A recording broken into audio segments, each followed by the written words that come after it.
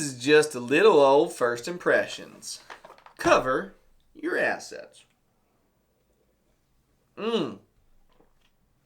Oof. Cinnamon tea. Delicious.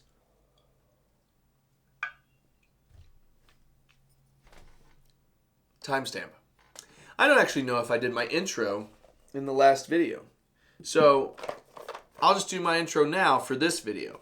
And then I'll forget about the other one because that's all I can do right now. I'm Devin, your friendly neighborhood board gamer. This is Devin Talks Tabletop, the YouTube channel where the games are made up. What I say doesn't matter. And this is Cover Your Assets.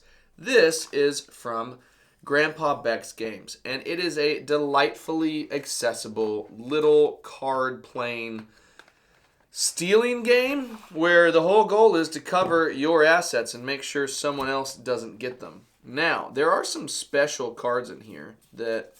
There's a penny jar. My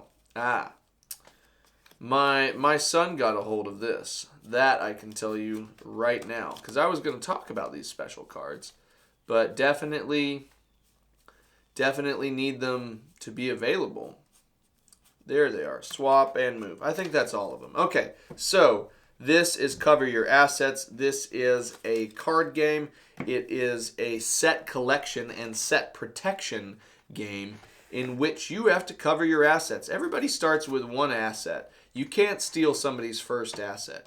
And once you get your first asset, it also makes it to where anything else that you put on top of that can be stolen by someone else, whether they're using silver, whether they're using gold, or whether they're using the exact same symbol that you had. You have 3 options on your turn. You can either create a new pair, either from your hand entirely, or from the discard pile and your hand. So say this was in the discard pile and I have this in my hand, I could create a new pair. I could also, if I have those in my hand, just do that outright. I could also at any point use silver and gold as a wild to make a more valuable and also a specific pair. Once it's locked in, it can never be removed. And if anybody tries to steal it and say I end up protecting it, it just becomes more and more valuable.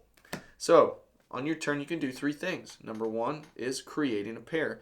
Number 2 is if you don't feel like you can do anything, you can just discard a card from your hand if you don't really have another option.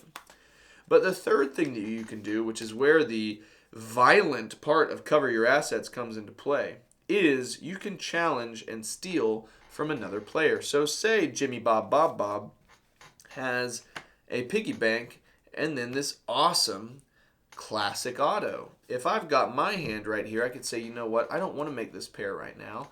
I want that expensive classic auto that has been beefed up with some silver and some gold, and I'm going to try and steal it. So you have to present one of 3 different things.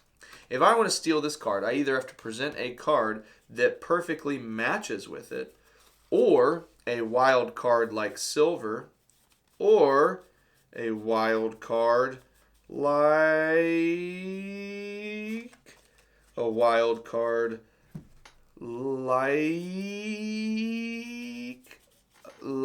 gold. So these are the 3 cards that you can use to say, I want to steal that card. But whenever you do that, the other player has a chance to rebut with either one of the same. And so say I'm like, I want your classic auto. And they're like, no, you don't. And I'm like, yes, I do. The last player to play a card in the challenge or steal exchange is the one that gets to keep it. So say this is the result. I'm like, I want your car. And he's like, no, I want to keep it. And I'm like, I want your car. And they don't have anything else to defend. Then all of these go into the same pile and create a ridiculously valuable card that I now have here on top of my deck, which is, unfortunately, also up for grabs from other people around the table until I cover my assets. And as soon as you have something on top of another stack, only the topmost stack can be stolen. So it creates a lot of fun in terms of, oh, yes, I finally stole this. Oh, wait, now you just grabbed it from me. So the thing I've spent all my time trying to get doesn't really matter at the end of the day because you just grabbed it.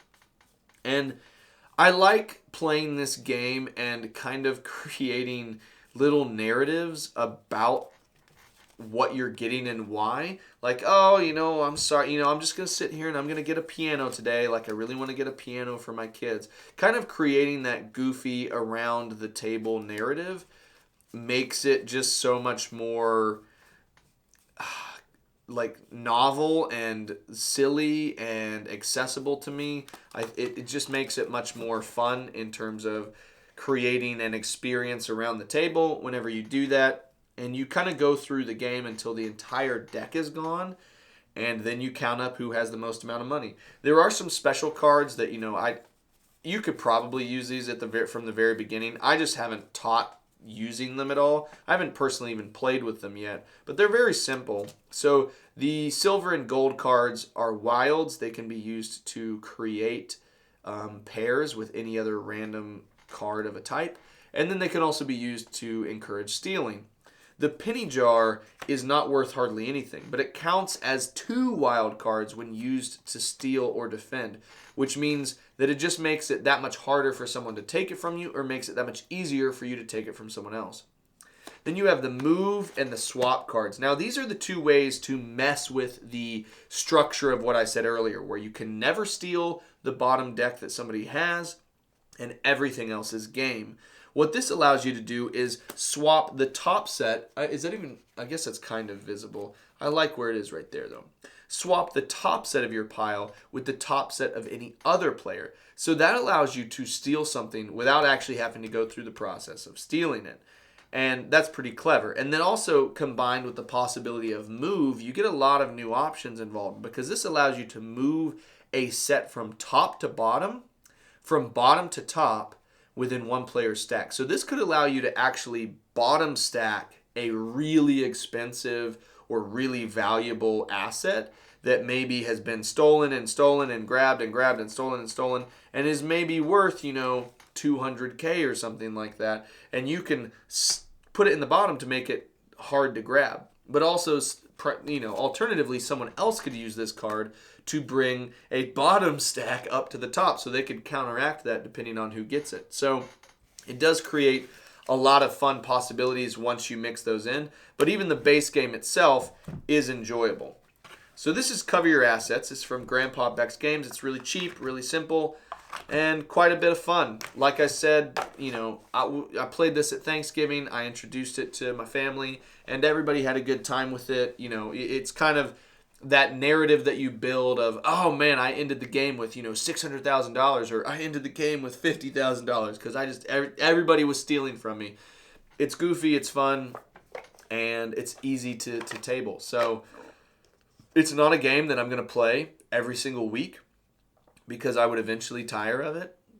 But it's a game that when I've brought it out and introduced it to people, we've had a fun time. And you can play 2 to 6 players. It's a hoot. It's a hoot. It's a hoot. I want more tea. So I'm going to just do that for the outro. Ow. Hot water. I don't know why I said ow. It really didn't hurt at all. That's kind of like my kids. Ow. It's like, that didn't hurt. You just are saying that for the attention. So maybe, the tea bag fell out. And there's more wet stuff there now. Son of a gun, Devin. Do you never learn? Do you never learn? You gotta cover your assets. That's all I got.